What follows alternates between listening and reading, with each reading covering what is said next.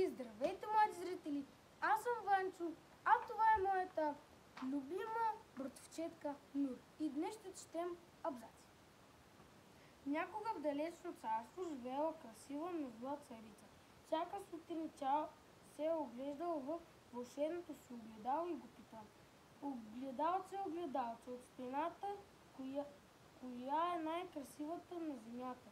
Огледалото винаги казвало, че на света няма по-красива от нея.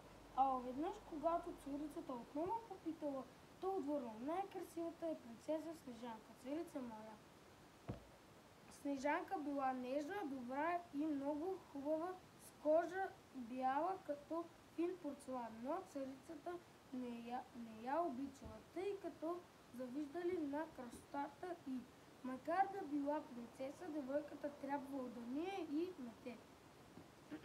Един ден, докато вадела вода от кладенеца, тя запазила весела песничка. Точно тогава наблизо минава красив момък и се заслушал. Покатерил се на стената и щом зърнал Снежанка, бил пленен от хубостта й. Когато научила, че най-красива на света е Снежанка, царицата страшно се разгневила. Хей, ловецо, ела тук! Извикала тя. Не искам повече да виждам Снежанка. Заведи я в гората и я убий. После ми донеси сърцето й в тази кутия, като доказателство, че си изпълнил заповедта ми. На другата сутрин ловецът завел Снежанка на разходка в гората. Девойката късала цветя и се любувала на горските животни.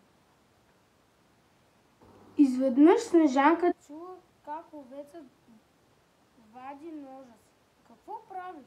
Какво съм ти сторила? Извикала тя и се отдръпнала назад, изплашена до смърт.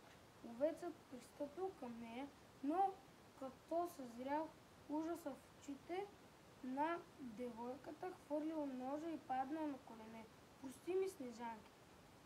Царицата ми нареди да те убия. Признал той, но аз не мога да го направя. После й казал да бяга далеч от двореца и никога да не се връща там. И, млади зрители, това беше от нас. Ако искате още, просто цъкнете камбанката за да получавате известия и ни пишете. От нас, чао!